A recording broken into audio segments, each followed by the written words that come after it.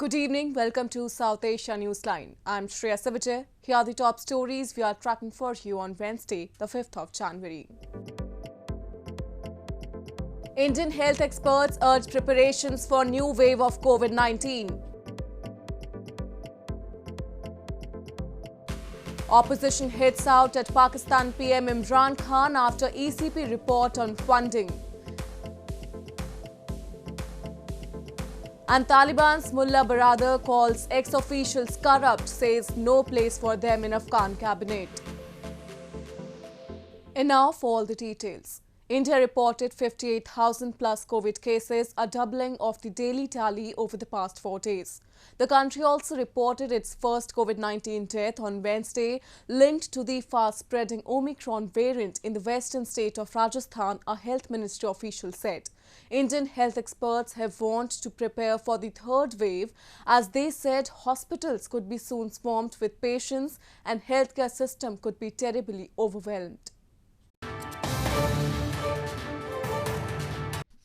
New COVID-19 cases in India surged to 58,097 on Wednesday, a doubling of the daily tally over the past 4 days, as health experts call for preparations to ensure hospitals are not overwhelmed by a new wave of patients.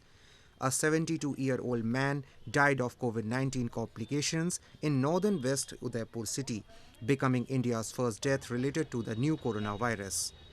Infections have been increasing sharply in cities, with the fast-spreading Omicron variant of the virus becoming dominant in places like New Delhi, authorities said.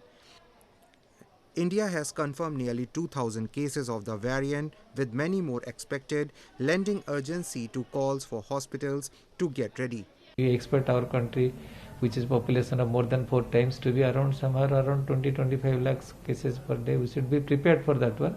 Authorities, especially in the Indian capital New Delhi, have repeatedly said only those who actually need the round-the-clock monitoring should go to the hospital, while others should recover at home. Delhi tightened up virus mitigation measures on Tuesday, ordering people to stay home on the weekends in addition to the night curfew.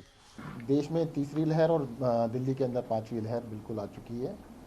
Cases कल 5,500 के आसपास थे और आज 10,000 के आसपास जो शाम तक बुलेटिन है, अभी कंपाइल किया जा रहा है डाटा, तो केसेस काफ़ी तेज़ी से बढ़ रहे हैं। बस ये संतोष की बात यही है कि सिम्टम्स जो हैं वो काफ़ी माइल्ड हैं पहले के मुकाबले में।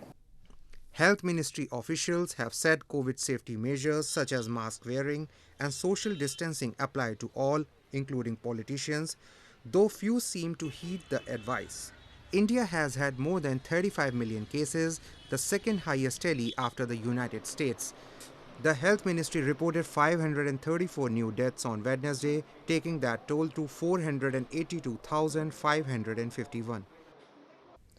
Indian security forces gunned down 3 terrorists on Wednesday in an encounter in restive Jammu and Kashmir territory. Police said all 3 belonged to the dreaded Jaish-e-Mohammad terror outfit and 2 of them were from Pakistan. An AK-47 and 2 M4 rifles were recovered from their possession. Security forces neutralized 3 terrorists, including 2 Pakistan nationals in Pulwama district of India's Jammu and Kashmir territory on Wednesday. The terrorists belonged to Pakistan-based Jaish-e-Mohammad or JEM terror outfit, and one of them was a local from Kashmir.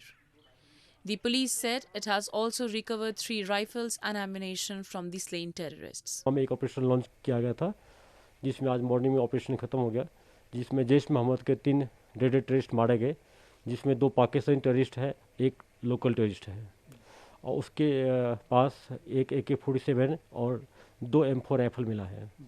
In neighboring Kulgam district, 2 more terrorists belonging to the Residence Front, a front of the Pakistan-based Lashkar-e-Taiba outfit, were gunned down in a separate gunfight. Muslim-majority Kashmir has been a site of decades of hostility between nuclear arc rivals India and Pakistan. Both countries claim it in full but rule it in part. India accuses the Pakistan army of training and infiltrating terrorists into Kashmir to stir trouble in the valley. Pakistan denies the charge. The opposition have slammed Prime Minister Imran Khan and his ruling Pakistan Tehreek-i-Insaf party after a scrutiny committee of the Election Commission of Pakistan reported that the party did not disclose millions of rupees worth of funds to the constitutional body. The opposition has berated Pakistan's Prime Minister Imran Khan and his ruling Pakistan Tehreek-i-Insaf party after a scrutiny committee of the Election Commission of Pakistan reported that the party did not disclose millions of rupees worth of funds to the constitutional body. The report stated PTI did not disclose funding worth more than rupees 310 million.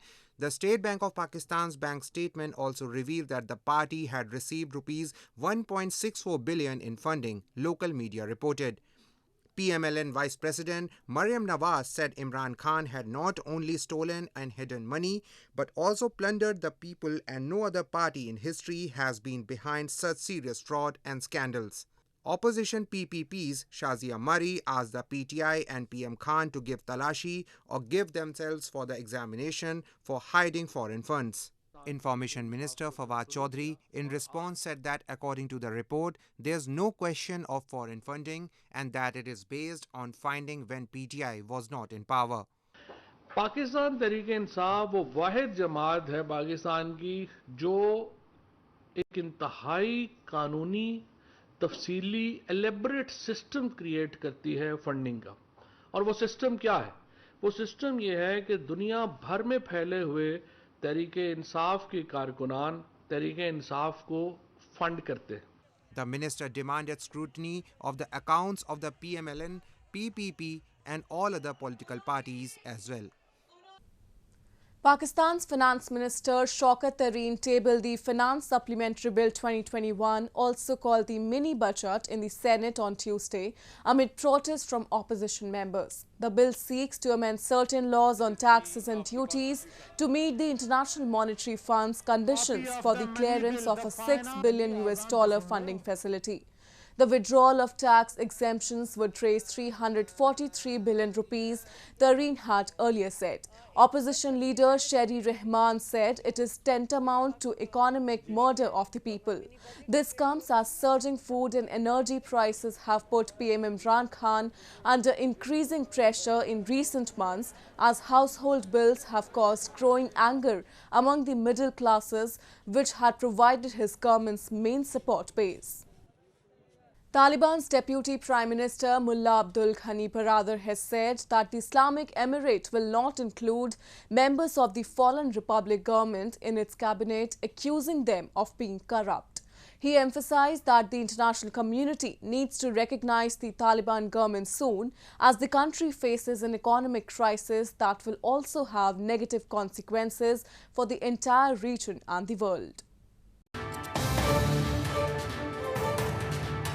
Taliban's Deputy Prime Minister Mullah Baradar, in an interview with Radio Television of Afghanistan this week, said that the Islamic Emirate will not include any of the ex-officials of the previous Republic government in its cabinet.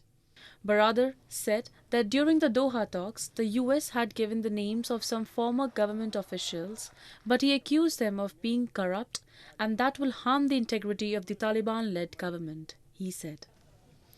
He added that the Islamic Emirate has fulfilled the preconditions for recognition and that the world should recognize the group formally. As Afghanistan is grappling with an economic crisis that will majorly impact the entire region and the world. This comes as much depends on whether Washington is willing to unfreeze billions of dollars in central bank reserves and lift sanctions that have caused many institutions and governments to shy away from direct dealings with Taliban, causing a severe economic crisis. The Taliban has faced heavy criticism for keeping women and girls out of employment and education and excluding broad sections of Afghan society from the government. They have also been accused of trampling on human rights and, despite their promise of amnesty, targeting officials of the former administration. Season's first snowfall in northern Srinagar city of India's Jammu and Kashmir territory brought cheers to tourists who were seen enjoying the snow. For many, the territory is a holiday paradise, especially during the winters, as large numbers of tourists flock to the region to witness snowfall. India's northern Srinagar city received heavy snow on Wednesday as tourists played with snow and enjoyed boat rides in the famous Dal Lake. The entire pristine region was covered under a thick blanket of snow as people carried on with their work and tourists chose to enjoy the winter chill by playing games in snow. मेरा बहुत अच्छा experience है because यहाँ पे सारा foggy है weather बहुत अच्छा है प्लीजेंट वेदर है काफ़ी and apart from this snowfall हो रही है जो कि एक नया एक्सपीरियंस है like this is first time for me. Meanwhile, dense fog blanketed major cities in northern India, disrupting traffic movement. A bus collided with a road divider due to dense fog and subsequent low visibility in Moradabad, causing minor injuries to 15 to 20 passengers. 15-20 सवारी थी जो कि उन्हें हमने निकाला था फिर उसमें 3-4 घायल भी हुए थे 10 अस्पताल को भेजे अब हमने. Daily commuters also faced problems in other parts of the country due to fog. Several trains were delayed in eastern Asansol town and people had to turn their headlights on while travelling on the road. The snowfall in the hilly regions had a direct impact as temperature also plummeted in many northern states such as Punjab, Haryana, Uttar Pradesh and Indian capital New Delhi. More than 1,000 people have fled Myanmar, including the family of 51-year-old Mahathir, to neighbouring Indian state of Mizoram due to civil unrest in the country. Mahathir had no choice but to take shelter in Mizoram after the Myanmar army seized power and began eliminating militia forces who opposed the military rule. For more than a decade, Mahathir said she ran a small store in Tantalang, a town in northwest Myanmar, making enough money to send her 4 children to school and see her eldest daughter secure a coveted government job.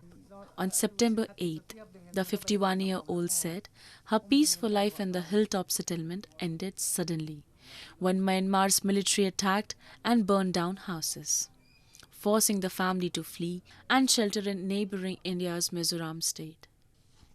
Along with her husband, children, parents and an aunt, Mahathir now lives in a shack made of corrugated metal sheets and woods clinging to a mountainside in Mizoram's Fargaon village. September ni riada khan ra kap ni in nan khang mai thalam puwa bomam puwa la leng jong kon sok ngam lau kate khan in tanga ni zan ni la ni khat kan i arnoa kan ti tuk chang la in leng jong kon sok ngam ti lau le. In Fargaon, a settlement of around 4,000 people, residents banded together to help around 1,100 Myanmar nationals who crossed over since February.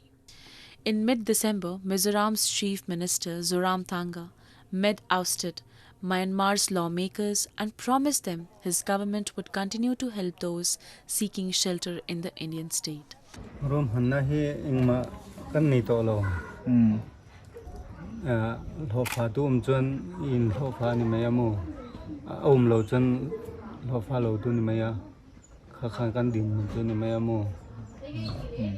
Myanmar was plunged into crisis when the military ousted the civilian government of Aung San Suu Kyi on February 1st, triggering protests and conflict in the countryside between anti-junta militia and the army. Located in Myanmar's Chin state, where an armed rebellion has taken hold, Tantalang has seen repeated attacks by the military, also known as Tatmadaw, since early September, according to 3 former residents and a rights camp. Well, that's all we have for you from South Asia this evening. Now, viewers can watch the show on southasianewsline.com. You can also visit us on facebook.com/SAsiaNewsline and follow us on Twitter @SAsiaNewsline. That's all in tonight's edition. We'll see you same time tomorrow. Good night.